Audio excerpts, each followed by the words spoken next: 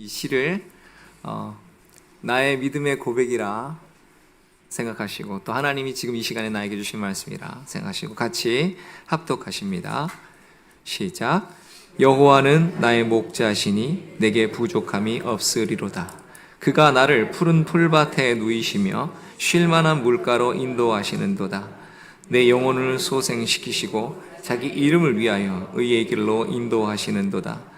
내가 사망의 음침한 골짜기로 다닐지라도 해를 두려워하지 않을 것은 주께서 나와 함께 하심이라. 주의 지팡이와 막대기가 나를 안위하시나이다. 주께서 내 원수의 목전에서 내게 상을 차려주시고 기름을 내 머리에 부으셨으니 내 잔이 넘치나이다. 내 평생의 선하심과 인자하심이 반드시 나를 따르리니 내가 여호와의 집에 영원히 살리로다. 아멘, 아멘. 네, 할렐루야. 네, 오늘 하나님 사랑하셔서 이 자리에, 예배의 자리에 나오신 우리 모든 우리 사랑하는 우리 풍성한 교회 권속들에게 하나님이 넘치는 은혜와 사랑과 그런 복이 임하시기를 주님의 이름으로 축복합니다. 아멘, 아멘. 네, 진실로 그렇습니다. 제가 여러분을 향한 마음이 진실로 그렇고 우리 주께서 여러분을 향한 마음이 진실로 그렇습니다. 우리 이야기 하나 하고 시작할게요. 주일학교 아이들이요 있었는데 선생님이 그날 누가복음 16장에 있는 말씀을 알려준 거예요. 부자와 나사로 이야기를. 그러면서 부자는 이 땅에서 연락하면서 그렇게 살았는데 그러다가 나중에 지옥에 갔고, 나사로는 비록 가난하게 살았지만 나중에 하나님의 품에 안겼다. 그걸 얘기를 쫙 하고 나서 너희들은 어떤 사람이 되기를 원하니? 라고 물었어요. 그랬더니 한 아이가, 떨망떨망한 아이가 손을 번쩍 들었습니다. 그리고 이렇게 얘기했습니다. 선생님, 저는 살아서는 부자처럼 죽어서는 나사로처럼 되기를 원합니다. 그랬더니 아마 뭐 별반 다르지 않을 것 같습니다. 솔직히 말해서 저도 그렇습니다. 그런데 여러분, 우리 삶을 보면은 참 뻑뻑하죠. 어렵죠. 힘들고. 그래서 우리 입에서 자주 이런 말 합니다. 아, 힘들다. 아, 힘들다. 어느 때는 또 하루를 살아가야 되는 이 날이 눈뜨기가 싫은 날도 있고, 오늘 한 날을 이렇게 어디로 도망가 버리고 싶기도 하고 막 이렇게 하죠. 근데 왜 이러한 삶의 무게들이 우리를 이렇게 자꾸 누를까요? 여러분, 파고 들어가면 결국은 한 단어로 그걸 이야기할 수 있을 것 같습니다. 그건 뭐겠습니까? 염려죠, 염려. 근심, 걱정, 염려. 여러분, 그러한 우리를 근심케 하고 염려케 하는 것들이 우리의 때로는 우리의 육체적인 연약함일 수도 있고요. 우리의 어떤 관계적인 문제일 수도 있고요. 경제적인 문제일 수도 있고, 어떤 진로의 문제일 수도 있고, 뭐 여러 가지 있을 수 있지 않겠습니까? 그런데 여러분, 그거 아십니까? 이러한 염려와 근심을 내 방식대로, 내 힘으로, 내 지혜로 해결하려고 하다 보면 마치 내가 하나님이 된 것처럼 하게 돼요. 그러면 결코 그 염려와 걱정과 근심에서 벗어날 수 없습니다. 염려와 근심의 근원이 거기서 왔기 때문에 그렇습니다. 아담과 하와가 하나님이 따먹지 말라는 선악과를 먹었는데 이들이 그걸 먹고 타락을 했죠. 그런데 그것을 먹으면 하나님처럼 되고, 하나님처럼 되면 모든 것이 자유로울 것 같고 모든 걸 할 수 있을 것 같고, 그 마지막 하나 남은 그것조차도 내가 넘어갈 수 있을 것 같았는데, 그러나 그들에게 다가온 결과는 무엇이었습니까? 염려와 근심과 걱정과 싸움과 시기와 다툼과 분쟁과 이런 것들로 온통 우리의 어깨를 짓누르는 것으로 가득하게 되어 버렸습니다. 여러분, 그래서 우리는 항상 이 성령께서 우리 안에서 하시는 이 말씀을 좀 들을 수 있기를 바랍니다. 야, 너 지금 뭐 하고 있어? 너가 하나님이 아니잖아. 내가 너와 함께 하잖아. 네가 다스리는 게 아니잖아. 나를 바라봐 라고 하는 이 성령의 음성을 우리가 좀 들을 수 있게 되기를 바랍니다. 여러분, 결국은 우리는 누가 다스리냐의 싸움을 하고 있는 거예요. 누가 내 생각을, 내 마음을, 내 삶을 누가 다스리게 하느냐? 여러분, 그래서 내가 내 삶의 주인 돼서 내가 다스리려고 들면 염려 가운데 빠질 수밖에 없습니다. 근심할 수밖에 없습니다. 그러나 하나님께서 나의 주인이요 나의 목자가 되어주셔서 내 삶을 지배하시고 나를 끌어가신다면 여러분 걱정할 것이 없습니다. 우리 베드로전서 5장 7절 말씀 우리 같이 한번 읽어볼까요? 시작. 너희 염려를 다 주께 맡겨버리라. 이는 저가 너희를 권고하심이라. 아멘. 여러분 맡겨버린다 이 말은 뭐냐면 다 버려서 더 이상 가지고 있지 않다라는 의미예요. 마치 투수가 포수에게 공을 던져버려서 더 이상 내 손에 공이 있지 않은 것처럼 그렇게 하나님께 완전히 다 맡겨버리는 것, 완전히 다 던져버리는 것, 떨쳐버리고 그래서 더 이상 내 마음이 없게 하는 것, 이것이 맡기는 거예요. 여러분 그러고 싶죠? 아멘이시죠? 그런데 여러분 마음에 그러니까 걱정 근심이 하나도 없죠? 아 이게 어떻게 된 일이냐? 왜 계속 있지? 나는 분명히 맡겠다고 하는데. 여러분 그래서 이 작업을 우리는 계속하는 거예요. 어떻게 하냐면 기도로 하는 겁니다. 기도로. 여러분 기도는요 놀랍게도 우리가 가진 모든 염려와 걱정과 근심으로부터 자유롭게 하는 능력이 있어요. 성경에는요 뭐 사람마다 이렇게 뭐 말씀하시는 게 좀 다른데 뭐 대충 3,000가지 이상의 약속이 있답니다. 그런데 한 몇 가지만 제가 좀 한번 볼게요. 우리가 잘 아는 말씀이죠. 예레미야 29장 11절의 말씀을 보면 하나님께서 우리를 향한 계획은 선한 계획이시고 우리를 복 주시고 우리를 복의 통로로 삼고자 하신다라고 하는 그러한 말씀이에요. 우리의 미래의 소망에 대한 말씀이거든요. 빌립보서 4장 13절도 보면 하나님께서 우리가 정말 예수 그리스도 안에서 그 모든 상황과 형편과 처지를 다 넘어갈 수 있는 그러한 힘을 우리에게 공급하신다라고 하는 것 아니겠습니까? 마태복음 6장 11절도 보면 하나님께서는 우리에게 매일의 양식을 공급해 주신다라고 약속하신 거예요. 그래서 그걸 구하라고 지금 말씀하시는 겁니다. 여호수아 23장 10절에도 보니까 하나님은 우리 죄를 대신 져주시고 우리를 위해 싸워주신다고 약속하십니다. 히브리서 13장 5절을 보면 하나님은 우리를 떠나지도 않고 버리지도 않는다고 말씀하셨습니다. 자, 제가 몇 개 했을까요? 몇 개 했습니까? 네, 5개 했습니다. 자, 나머지는 2,995개 이상이 남았습니다. 자, 지금부터 이걸 하려면 오늘 집에 못 가시니까 잘 들으시고. 여러분, 이게 무슨 말씀일까요? 하나님의 약속을 기억하고 그 약속을 신뢰하라는 말씀이에요. 하나님의 약속을 우리 안에 늘 있게 하는 것, 그 약속을 늘 우리가 묵상하는 것, 그리고 그 약속을 성실하게 행할 하나님을 신뢰하는 것, 이것이 우리에게 있는 우리가 해야 될 일인데 그것을 기도를 통해서 하는 것입니다. 여러분 우리는 하나님께서 우리가 감당할 수 없는 인생의 파고들이 밀려올 때 그것을 넘어가게 하시는 은혜가 있어요. 여러분 정말 그렇습니다. 저는 이걸 너무나 살면서 여러 번 경험합니다. 제가 막 감당할 수 없는 일이 벌어질 때 주여 도우시옵소서, 하나님의 언약을 붙잡고 주여 주의 약속을 기억하시옵소서라고 할 때 정말 신기하게 나는 그거 어떻게 넘지 그러고 힘을 막 잔뜩 주고 있는데 넘어갔네. 이런 때가 한두 번이 아니에요. 정말로 한번 해보세요. 제 말을 믿으세요. 어머니 제 말을 믿으셔야 합니다.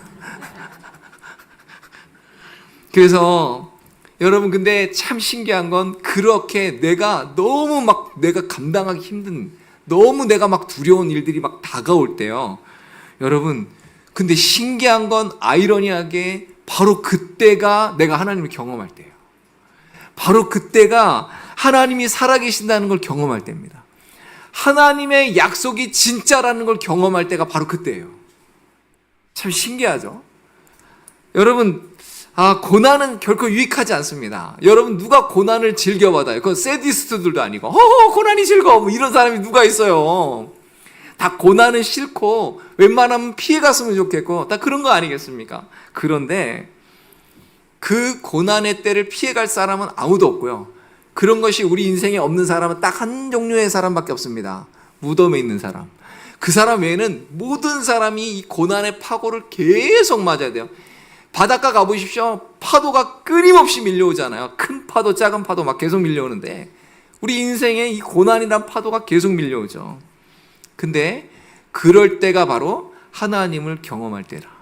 바로 그때가 하나님의 약속을 확인할 때, 이게 하나님의 약속이 진짜구나라고 확인할 때가 바로 그때라는 거예요. 그래서 하나님이 살아계시고 나를 돌보시고 나를 인도하신다는 것을 경험할 좋은 기회가 되는 거예요.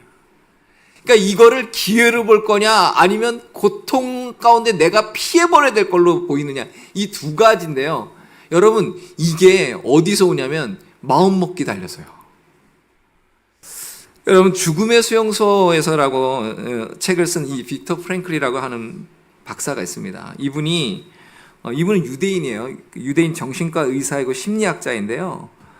2차 세계대전 때 강제로 그 나치의 그 아우슈비츠 수용소 이런 데에서 이제 수감돼 있었던 분이에요. 근데 그곳에서 정말 부지기수의 사람들이 죽었지 않습니까? 근데 거기서 살아남았어요, 이분이. 그런데 그 수용소에서의 그 경험을 가지고 책을 쓴 겁니다. 무슨 내용이었냐면 정말 그렇게 참혹하고 비참하고 절망적인 상황 속에 있었는데도 불구하고 누군가는 거기서 죽어나가는데 누군가는 거기서 살고 있더라는 거예요.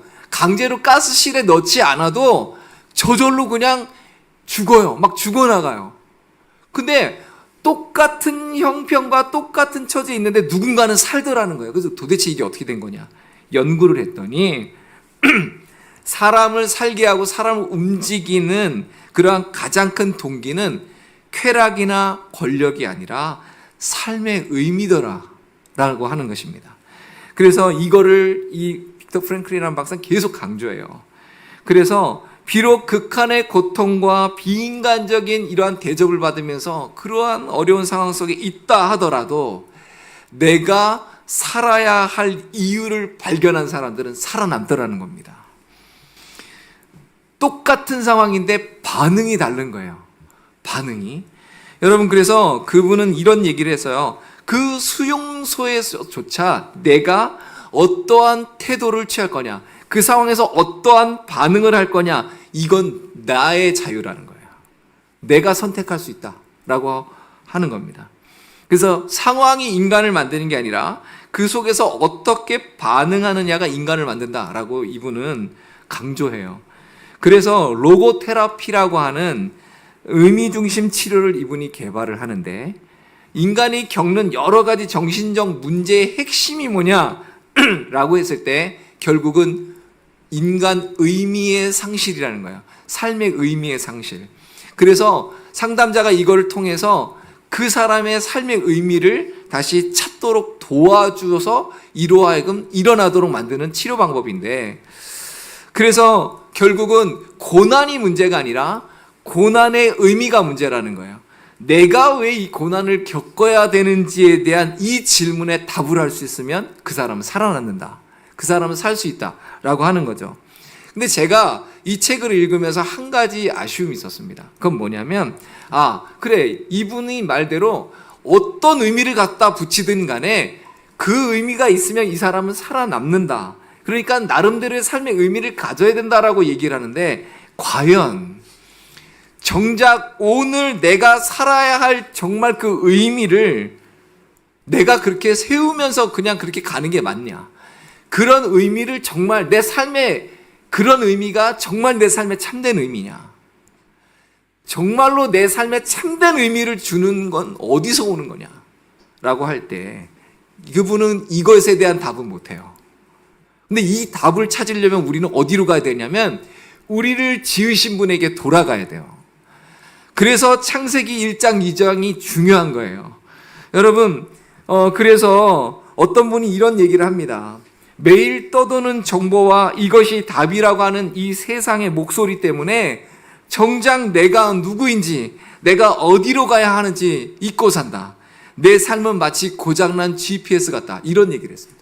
여러분 어떠세요? 여러분 어떤 느낌이 드십니까? 여러분, 내 삶의 진정한 의미는 어떻게 알 수 있어요? 하나님께 가야만, 나를 지으신 그분께 돌아가야만 알 수 있는 것입니다. 여러분, 그래서 창세기 1장 2장을 우리가 잘 공부하고, 그래서 그러한 하나님께서 우리에게 주신 그러한 약속, 그 교리를 잘 정리하고 우리의 삶에 세워야 하는 이유가 바로 이것입니다. 여러분, 오늘 다윗이 시편 23편을 이렇게 묵상하고 이것을 믿음으로 고백하고 지금 이야기하고 있는데, 단순히 이런 얘기를 하는 게 아니라 저는 다윗에게서 뭐를 봤냐면, 이 사람은 하나님이 누군지를 알고 자기가 누군지를 알고 자기가 왜 왕이 돼야 되는지를 아는 사람이다. 자기가 왜 하나님이 왕으로 세워서 이렇게 이끌어가는지를 아는 사람이다 라고 저는 그걸 발견하게 됐어요. 여러분, 자기 삶의 의미가 그냥 권력을 쟁탈하고 내가 뭐가 왕이 돼서 뭔가를 누리고 이러한 삶이 아니었다는 거야. 다윗은요, 철저하게 하나님께 맞춰진 삶이었고, 그래서 시편을 한번 읽어보십시오. 그러면 다윗은 자기가 왕이었음에도 불구하고 철저하게 하나님과 자기의 관계를, 이 자리매김을 철저하게 합니다. 그러면서 그 가운데서 자기에게 주신 하나님의 은혜가 뭔지를 알고 내가 어디로 가야 되는지를 알아요. 그래서 다윗을 선지자라고 그러잖아요. 그래서 다윗을 통해서 장차 오실 메시아에 대한 예언도 하게 하시고 그렇게 하는 거예요, 여러분. 그러니까 그는 아는 거예요. 내 삶의 의미를 아는 것입니다. 그 사람이 인생에서 이런 고백을 하는 거죠. 1절에 여호와는 나의 목자시니 내가 부족함이 없으리로다. 이렇게 고백을 하는 것입니다. 하나님의 약속이 무엇입니까? 나는 너희의 하나님이 되고 너희는 내 백성이 될 거다. 나는 너희의 목자가 되고 너희는 나의 양이 될 거다 라고 말씀하신 게 하나님의 약속이거든요. 이 약속이 처음부터 계속되는 거 아닙니까? 저 끝까지 계속되는 거 아닙니까? 여러분, 이사야서 40장 11절을 우리가 한번 볼게요. 이사야서 40장 11절 같이 읽죠. 시작. 그는 목자같이 양무리를 먹이시며 어린 양을 그 팔로 모아 품에 안으시며 젖먹이는 암컷들을 온순히 인도하시리로다. 아멘. 아멘. 여러분, 목자가 양에게 하는 일이에요. 이게 목자는 양들에게 먹을 것과 안식처와 그 기본적인 모든 필수품들을 제공해 줍니다. 그리고 목자는 양들이 맹수로부터 공격을 막아주고 해를 받지 않도록 합니다. 목자는 양들이 어디로 가야 될지 모를 때 그 길을 알고 양을 인도해 갑니다. 때로는 양들에게 문제가 생기면 목자는 그 양들에게 일어난 잘못된 문제들을 다 고쳐줍니다. 이게 목자가 양에게 행하는 거거든요. 이걸 대입해 보시면 목자 되신 하나님이 양된 우리에게 어떻게 행하실지가 나오는 거예요. 이거 믿으시죠? 믿으십니까? 이게 믿음이죠. 이게 약속이기 때문에 그래요. 그냥 다짜고짜 나의 목자가 되어 주세요가 아니라 하나님이 하신 말이라니까요. 내가 너희 목자야. 너희는 나의 양이야 라고 말씀하셨어요. 그게 약속이라니까요. 오늘 다윗이 고백한 시편 23편 1절에 내게 부족함이 없으리로다. 내가 부족함이 없습니다 라고 하는 이것은 이런 의미예요. 과거의 어느 시점에 엄청 부족하다가 한 번, 두 번 채워졌다는 얘기가 아니라 하나님 여호와께서 나의 목자가 되셔서 지금까지 내가 부족함이 없습니다. 그리고 앞으로도 계속해서 부족함이 없을 것입니다 라고 하는 고백이에요. 이게 히브리 문법으로 풀면 이렇게 나옵니다. 하나님은 다윗에게 있어서 지금도 계속해서 끊이지 않고 은혜를 베풀고 계신 하나님이라는 거예요. 근데 이게 다윗에게만 그러냐는 거죠. 여러분, 우리는 어떠냐고요? 우리도 마찬가지 아닙니까? 그러니까 여러분, 여호와 하나님이 나의 목자시기 때문에 지금까지 내게 부족함이 없었고 앞으로도 내게 부족함이 없을 것입니다. 이 고백을 그저 단순한 입술의 고백이 아니라 내 마음에 진실된 고백으로, 내 삶의 고백으로 드릴 수 있어야 하는 거예요. 여러분, 근데 이 고백을 정말 입술만이 아닌 내 진정, 내 마음 깊은 곳에서의 그 진정으로, 그리고 정말 내 모든 삶으로 이 고백을 드릴 수 있습니까? 사실 그렇게 따지다 보면 하나님, 근데 왜 내 삶은 여전히 이렇게 뭔가 부족해 보이죠? 하나님, 내 삶은 왜 이렇게 아직도 뻑뻑하죠? 왜 내 삶은 이렇게 메마르죠? 왜 그럴까요? 여러분, 다윗은요, 일평생 얼마나 많은 고난이 있었는지 아시죠? 젊어서는 형제들 중에서도 막내라 취급도 못 받았어요. 별로 취급도 못 받았습니다. 가정에서도. 나중에 사울에게 발탁이 됐지만 사울이 자기 장인인데도 불구하고 자기 죽이겠다고 군대를 동원해서 쫓아다니는데 이거 얼마나 무섭고 두렵겠습니까? 풍성해요? 그런 삶이 주어졌는데 내 여호와는 나의 목자시니 내게 부족함이 없습니다 라고 고백할 수 있겠냐고요. 그런 상황에서 이런 고백이 안 나오죠. 솔직히 뭐가 좀 돼야 이런 고백이 나오는데 뭐가 안 부족해요. 부족한 거 투성인데 난 지금 내 목숨이 경각에 달렸는데. 왕이 되고 나서도 이 사람에게 있어서는 전쟁이 끊이지 않았던 사람이거든요. 거기다가 심지어 자기 아들놈이 얼마나 이 불효막심한지 자기가 왕이 되겠다고 자기 아버지 죽이겠다고 쫓아와가지고 왕이 놀래가지고 맨발로 도망갔습니다. 맨발로. 아시죠? 맨발로 도망간 사건. 그러면서 맨발로 도망가면서 울면서 피신했다는 거 아닙니까?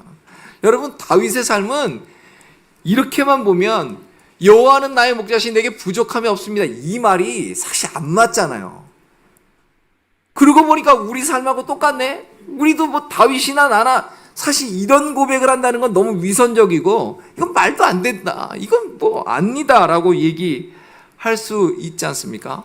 그런데 다윗은 오늘 이걸 고백하는 거예요. 여호와는 나의 목자셔서 지금까지 부족함이 없었고 앞으로도 부족함이 없을 것입니다. 여러분, 왜 그럴까요? 여러분, 이것을 풀어내려면요, 이걸 알아요. 다윗은 지금 자기의 왕권을 잃고 싶지 않기 때문에 하나님 앞에서 다시 왕권 돌려달라는 소리가 아니에요. 그는 아까도 말씀드렸지만 내 삶의 이유와 목적을 알았기 때문에 그래요.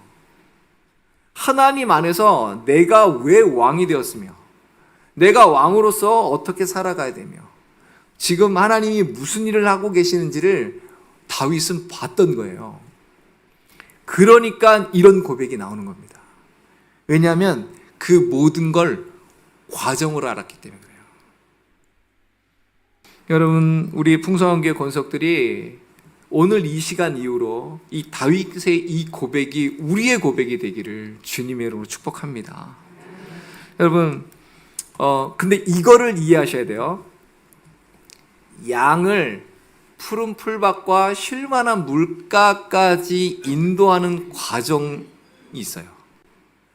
그 시간이 있고 그 거리가 있습니다. 요거를 아셔야 돼요. 이거를 인정을 못하면 우리는 늘 부족하다고 얘기할 수밖에 없는 거예요. 우리는 늘 위험하다고 얘기할 수밖에 없는 거예요. 우리는 늘 아프다고 얘기할 수밖에 없는 것입니다. 그러나 이렇게 양들이 그 푸른 풀밭과 쉴만한 물가로 가는 그 거리와 이 시간 동안에 양들은 이해할 수 없지만 목자는 안다는 거예요. 목자는 지금 여기로 가야 되기 때문에 여기를 끌고 가는데 양의 입장에서는 때로는 하나도 푸른 초장이 없어. 물도 없어. 길은 또 왜 이렇게 험해. 막 아파 죽겠어. 거기다가 막 갑자기 맹수가 막 달려들질 않나 막 별일이 다 있잖아요.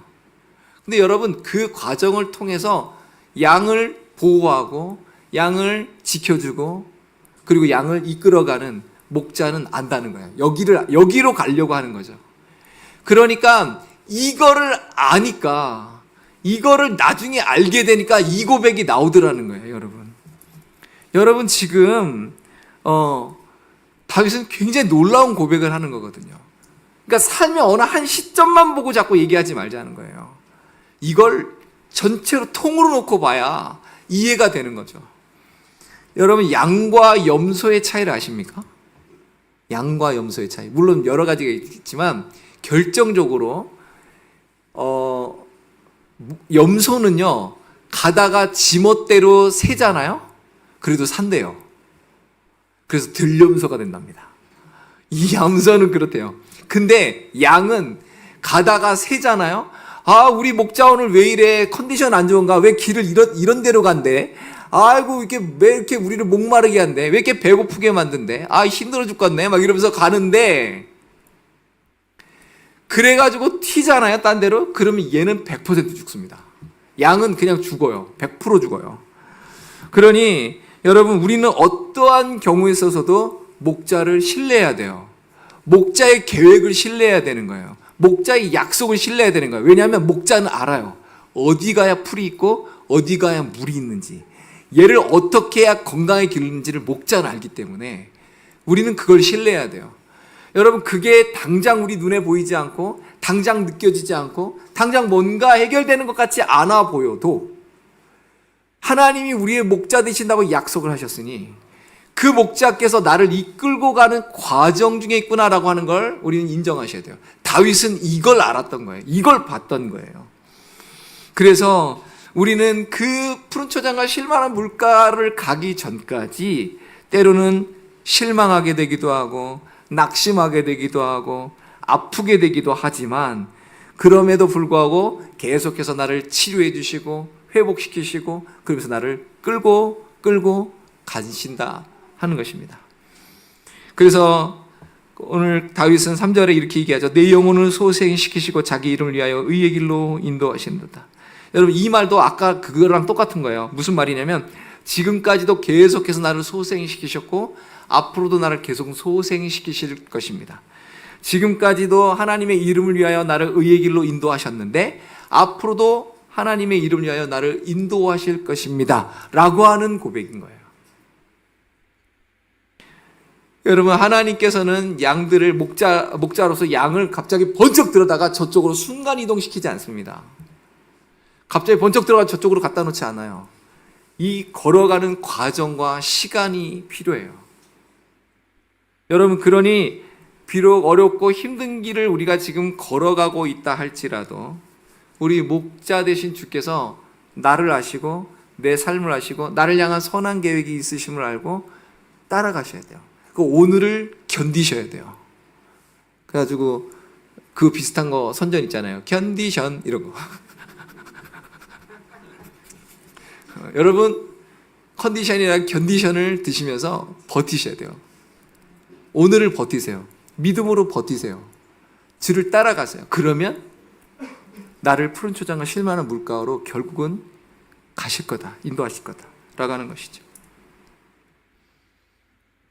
여러분, 우리가 때로는 오랫동안 기도하는 부분들이 있죠. 기도하는 문제들, 내 삶의 여러 가지 아픔들, 고난들, 아직까지도 해결되지 않는 그런 것들. 그런데 거기에서 원망하지 마십시오. 거기에서 주저앉지 마십시오. 아, 지금 하나님께서 나를 푸른 풀밭과 쉴만한 물가로 인도하고 계시는 그 길이 있구나 라고 생각하십시오. 그게 믿음이에요. 그게 신뢰고요. 왜냐하면 그게 사실이니까 그렇습니다. 그래서 우리가 혹시 사진 한번 보여줄래요? 여러분, 혹시 이 사진, 이 그림 보신 적 있으세요? 그 헤드 오브 크라이스트라고 하는 이 그림이에요. 요 그림. 요거를 그린 사람이 누군지는 잘 모르지만 요 그림 보신 적 있으시죠? 아마 이 그림은 거의 다 보셨을 거예요. 이 그림 한 번도 못 보신 분 없죠? 이거는 불신자들도 막 하도 많아가지고 저 그림은 다 봐요. 이 워너 셀먼이라고 하는 사람이 쓴 헤드 오브 크라이스트, 예수님의 머리라는 것인데요. 이 그림을 그리게 된 계기가 있어요. 이 사람이요, 1917년에 25살에 자기 교회 찬양대 그 찬양대에서 만난 자매하고 결혼을 합니다. 그래가지고 결혼 신혼의 단꿈을 꾸고 살고 있는데 얼마 지나지 않아서 몸에 이상이 생긴 거예요. 그래서 병원에 가서 검진을 했더니 의사가 청천벽력 같은 이야기를 합니다. 뭐라고 하냐면 안 됐지만 당신은 지금 임파선 결핵이라서 길어야 3개월 살 수 있습니다 라고 했다는 거예요. 얼마나 깜짝 놀랐을까요? 거기다가 지금 자기 아내는 갓 임신을 했거든요. 얼마나 절망이 되고 얼마나 마음이 아프고 힘들었을까요? 그래가지고 이 사람이요 잠을 못 자는 거예요. 이 괴로워가지고 슬퍼서 이건 뭐 견딜 수 없는 아픔이죠. 그런데 그러고 있는 차에 그 아내가 이런 말을 해줬다는 거예요. 여보, 3개월밖에 못 산다고 생각하지 말고 하나님께서 3개월을 허락해 주셨다고 그렇게 생각하고 우리 감사하며 사십시다. 그리고 원망하지 말자고요. 3개월이 얼마입니까? 이 천국 같은 이 시간을 가장 아름답게 만들어 봐요. 3개월이나 되는 이 기간을 살게 하신 하나님께 우리 감사해요 라고 한 거예요. 그래서 이 말을 듣고 이 사람이 그래 그렇구나. 그래서 더는 원망하지 않기로, 더는 불평하지 않기로 작정합니다. 그리고 이 남은 3개월 동안을 오직 내가 감사하며 살리라 이 작정을 합니다. 그래서 작은 일부터 감사하기 시작한 거예요. 그러면서 이 사람이 화가라고 그랬잖아요. 그러니까 내가 할 수 있는 거는 그림이다. 그래서 내 인생의 마지막 유작을 내가 그려야겠다. 그래가지고 그린 그림이 이거예요. 마지막 자기 유작으로 그려야겠다 해서 그린 그림. 그런데요, 이 그림을 그리면서 3개월이 지났습니다. 죽어야 되잖아요. 안 죽는 거예요. 이상하다. 그래서 병원에 갔습니다. 그때 의사가 깜짝 놀라면서 하는 말이, 아니 그동안 무슨 약을 먹었길래 이렇게 병이 다 났습니까? 이런 거예요. 그랬더니 이 워너 셀먼이 이런 얘기를 했대요. 제가 다른 약을 먹은 건 없고요, 그냥 아내가 주는 감사의 약을 먹었습니다 그랬대요. 여러분, 그 그림이 이 그림이에요. 여러분, 이 그림 볼 때마다 어떤 느낌 드십니까? 참 예수님.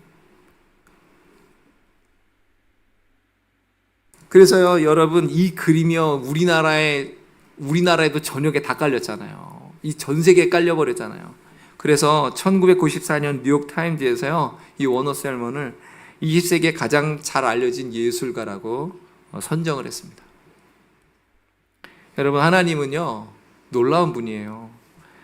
우리 하나님은요 욥기 5장 9절 말씀에 헤아릴 수 없이 큰 일을 행하시며 기이한 일을 셀 수 없이 행하시는 하나님이라고 말씀해요.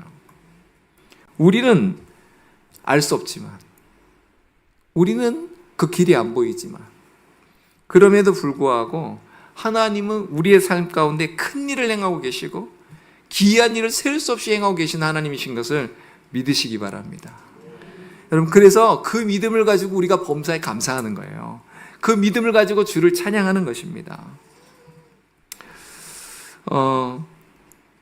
그래서 여러분, 우리는 사실 이러지 않습니까? 하나님, 지금 요 문제만 해결해 주시면, 요 사건만 넘어가게 해주시면, 주님 제가 이렇게 하겠습니다라고 우리가 때로는 하나님께 딜을 하거든요. 근데 여러분, 하나님은 우리에게 원하시는 게 뭔지 아십니까? 아니, 지금 바로 그 상황 속에서, 바로 그 형편 속에서 나에게 대해서 여호와는 나의 목자시니 내가 부족함이 없습니다라고 그렇게 고백할 수 있는가? 이걸 하나님이 우리에게 물으시는 거예요. 여러분, 그러실 수 있습니까? 여러분, 제가 광야 얘기를 가끔씩 하죠. 여러분, 광야라는 것이 어떤 것입니까? 광야를 일단 들어가면 거기는 모든 소리가 끊어지는 자리예요. 나에게 모든 공급이 끊어지는 자리입니다. 모든 관계가 다 사라져버려요. 그리고 오직 하나님과 나만 있는 자리가 바로 광야거든요. 하나님만 바라볼 수밖에 없는 그 자리. 여러분, 그 광야는요, 그 이름의 뜻이 뭐냐면 말씀이 있는 곳이라는 뜻이에요. 히브리 사람들은 그렇게 부릅니다. 말씀이 있는 곳. 여러분, 하나님만 바라보고 오직 하나님의 말씀만을 듣는 것이 광야거든요. 여러분 중에 분명히 지금 이 광야를 통과하고 계신 분들이 있어요. 삶의 광야가 한 번만 오는 게 아닙니다. 수도 없이 와요. 근데 그 광야를 통과할 때 여러분이 해야 될 건 뭐냐면 하나님을 바라보고 그분의 약속을 바라보는 것입니다. 그거 아니고선 거기서 살아남을 수가 없어요. 그걸 통과할 수가 없습니다. 바로 그곳에서 여호와는 나의 목자신 내게 부족함이 없으리로다 라고 고백하기를 하나님 원하셔요. 그리고 그렇게 이끌어 가실 것이기 때문에.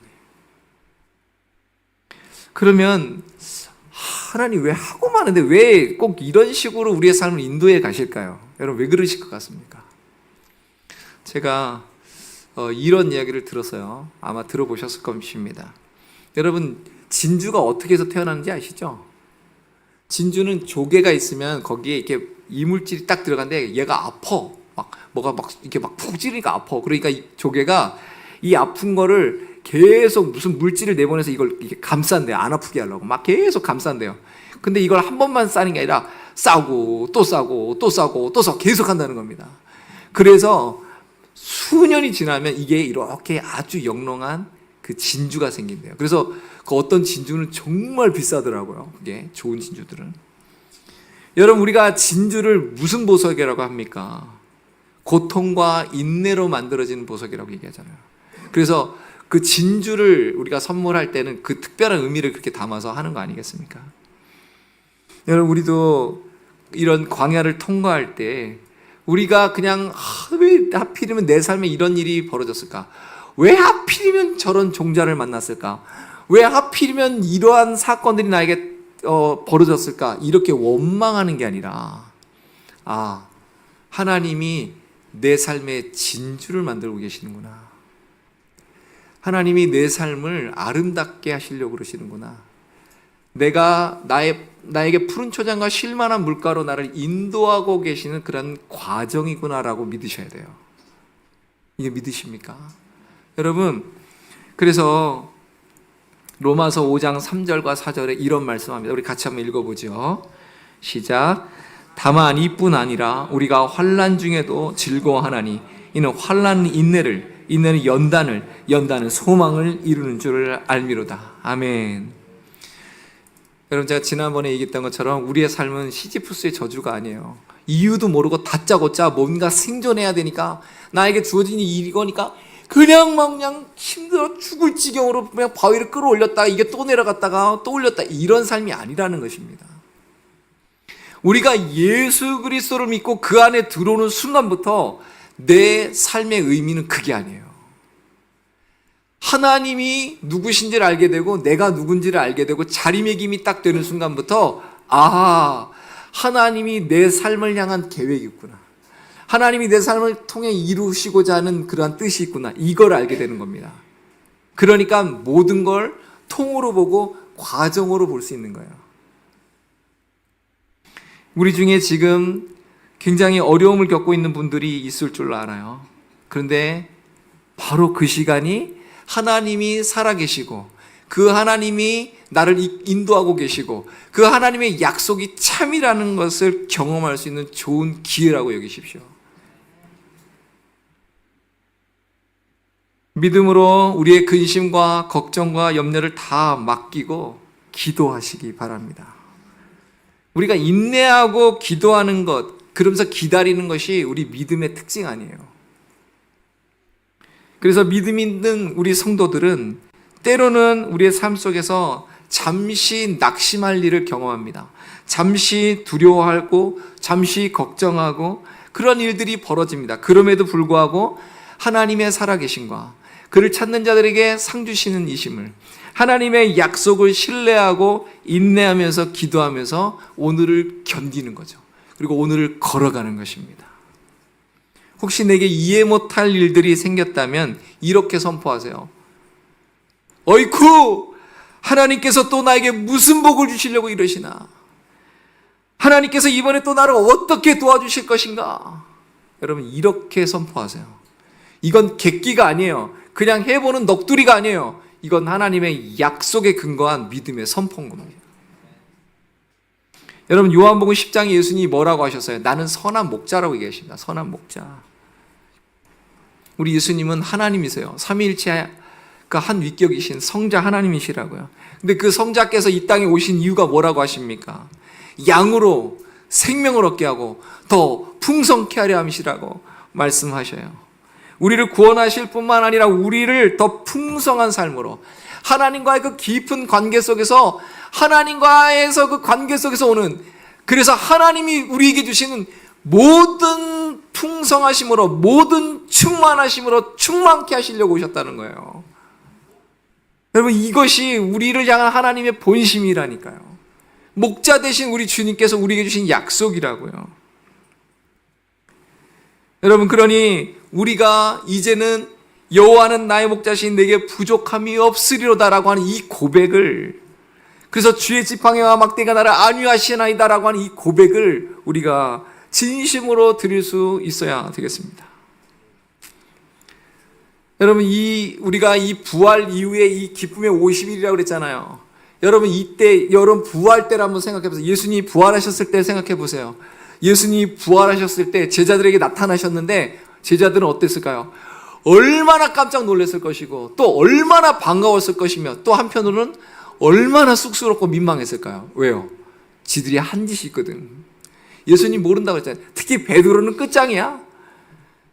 딴 제자는 그렇게까지 안 했는데 얘는 아주 그냥 극을 달려. 뭐예요? 예수님을 모른다고 3번이나 저주하면서 모른다 그랬잖아요. 야, 그런데 어떻게 예수님을 봅니까? 이건 뭐 끝난 거지. 근데요, 그 예수님께서 그 제자들 향해서 알아, 내가 너희들 알아. 그래서 너희들 가운데 평안이 있을지어다 말씀하시고 위로해 주셔요. 그리고 너희들에게 내가 이렇게 이런 일이 있을 거라고 내가 얘기했잖아 라고 하시면서 하나님 나라 일들을 쭉 얘기해 주시고, 그러면서 바로 이 일을 해야 되는 거야 라고 하고 새로운 사명을 주십니다. 그러면서 내가 너희를 제자 삼은 것처럼 너희도 모든 민족을 제자로 삼아라 라고 하는 사명을 주시잖아요.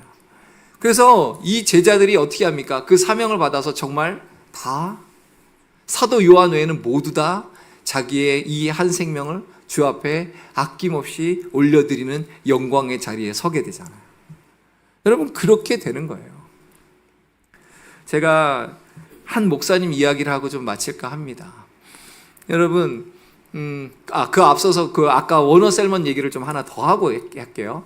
그 워너 셀먼이 아까 그 그림을 언제 그렸다고요? 1940년에 그렸다 그랬죠.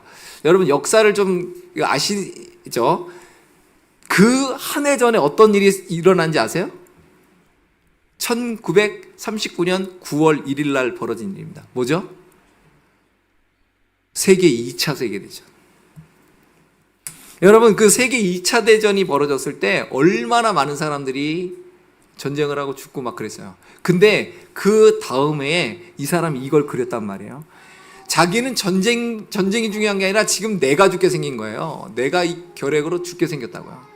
너무 낙심하고 실망하고 아픈데 나는 죽을 것 같고 광야를 걷는 것 같은데, 그 사람을 하나님께서 이 그림을 그려가지고요, 수많은 사람들이 그 그림을 보고 위로받고 예수님께로 돌아오게 됐다는 거예요. 여러분, 이 사람의 아픔을 하나님이 이렇게 쓰실지 누가 알았겠냐는 거죠. 제가 어느 목사님 이야기를 하나 소개한다 그랬죠. 그 목사님이 우리의 한국으로 치면 꽤 잘 나가는 사람이에요. 우리 한국에서 말하는 대로 진짜 삿된 말로 겁나게 잘 나가던 분이에요. 그래서 뭐 여기저기 오라는 데도 엄청 많고요. 뭐 강의도 하고 교수 생활도 하고 뭐 수도 없이 붕해 다니고 막 이랬습니다. 그러면서 큰 교회 담임으로 청빙도 되고 막 이랬어요. 그러다가 너무 잘 나가다 갑자기 이분이 한순간에 무너졌습니다. 그 여러 가지 일들로 인해서 이분이 확 무너졌어요. 그리고 나서 그분이 뭐라고 고백하냐면 자기는 사망의 음침한 골짜기를 다녔다는 거예요. 사망의 음침한 골짜기를. 전에 한 번도 경험하지 못했던 이러한 일들로 인해서 가슴이 답답하고 막막해가지고요, 속이 다 시커멓게 타버렸대요. 기도도 안 나온답니다. 그런 상황이니까 기도도 안 나오더래요. 더 이상 내려갈 곳이 없다 할 정도로 자기가 완전히 바닥을 쳐버린 겁니다. 자기를 그렇게 잘해주던 사람들이요, 다 사라지고 없더래요. 그리고 그렇게 자기 잘 나갈 때는 자기한테 막 이렇게 오고 알랑방구 하던 사람이 자기가 그렇게 되니까 다 손가락질하고 자기를 막 비방하고 완전 원수가 돼버리더래요. 그래가지고 이분이요, 너무 아파가지고요, 마음이 너무 아파가지고 그냥 기도원을 간 거예요. 그러니까 기도원 가서 무슨 기도를 합니까? 그냥 철퍼덕 앉아가지고 하나님께 원망을 하는 거지. 하나님, 이게 뭡니까? 이랬다는 거예요. 그냥 하나님 앞에 뭐 기도고 뭐가 없어. 그냥 하나님한테, 하나님 도대체 이게 뭡니까? 이랬다는 겁니다. 그때 하나님이 이런 말씀하시더래요. 힘드냐? 억울하냐? 너 지금까지 했던 거, 그거 잃어버린 거 너 그거 아깝냐? 그런데 너 나 따르는 거 아니었어? 라고 그렇게 말씀을 하시더래요. 여러분, 이 말씀을 듣고 이 목사님이 어떻게 했을까요? 퀴즈입니다. 어떻게 했을까요?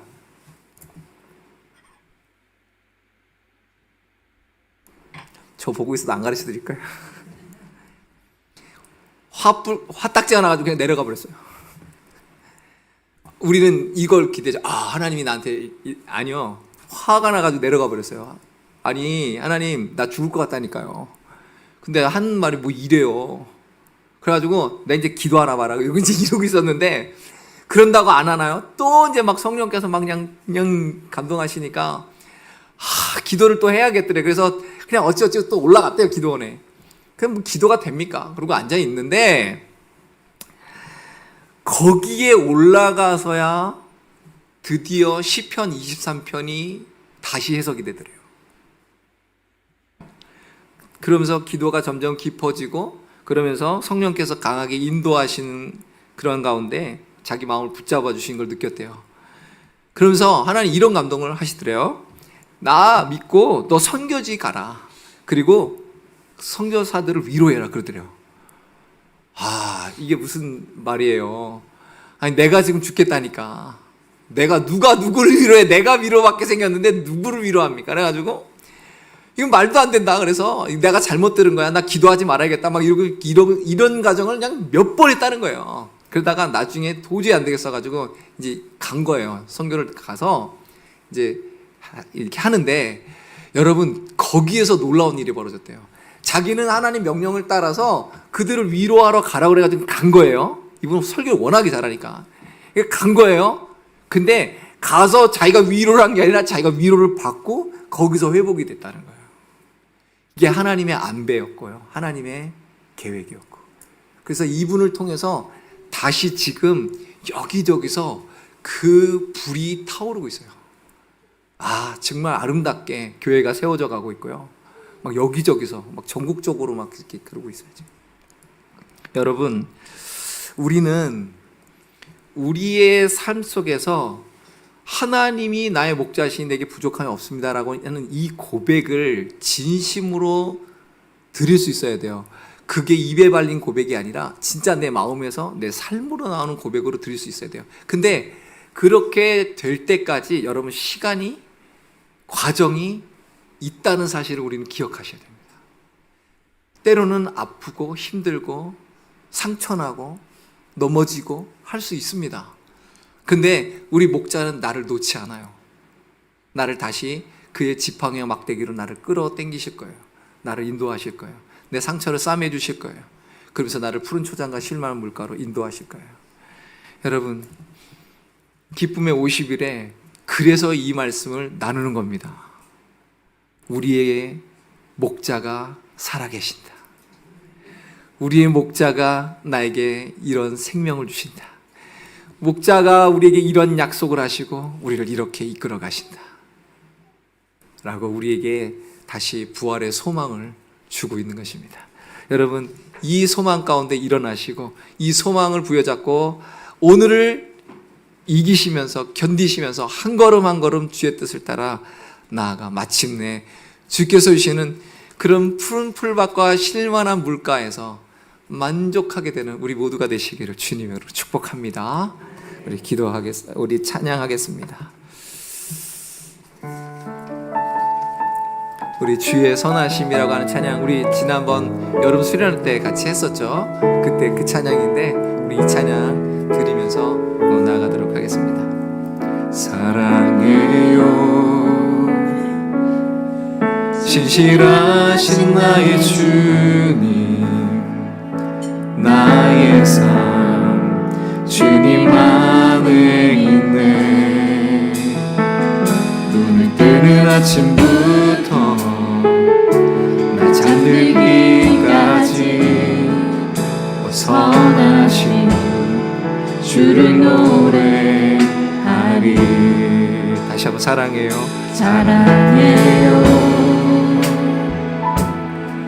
신실하신 나의 주님, 나의 삶 주님 안에 있네. 눈을 뜨는 아침부터 나 잠들기까지 선하신 주를 노래하리.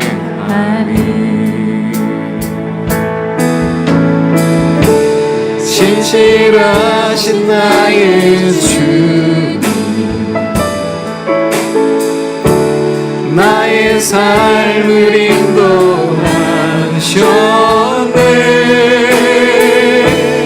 나의 모든 날 선하신 주를 노래하리. 사랑해요.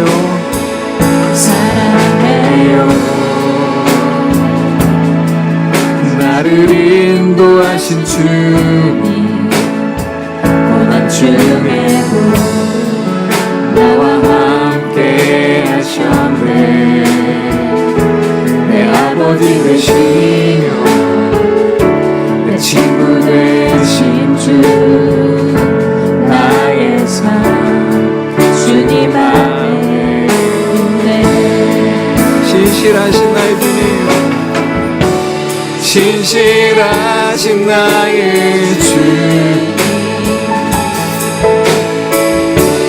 나의 삶을 인도하셨네.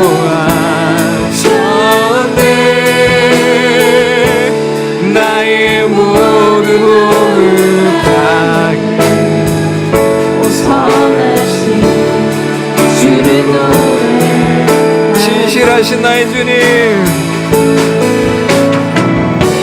신실하신 나의 주, 나의 삶을 인도하셨네. 나의 모든 것을 다해 선하신 주를 노래하리. 주님의 선하심이 날 지켜주시네. 주님의 선하심 날 인도하시네. 주님의 선하심 날 지켜주시네. 주께 엎드려 나의 모든 삶 주님께 드리네. 주님의 선하심 날 인도하시네. 주님의 선하심이, 주님의 선하심 날 인도하시네. 주님의 선하심 날 지켜주시네. 주께 엎드려 고백을 드리니. 주님의 선하심 날 인도하시네. 신실하신 나의 주님, 신실하신 나의 주님, 나의 삶을 인도하셨네.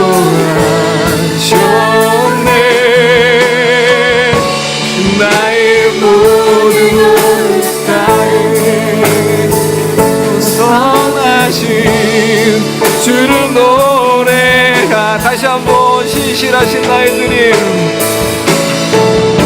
신실하신 나의 주,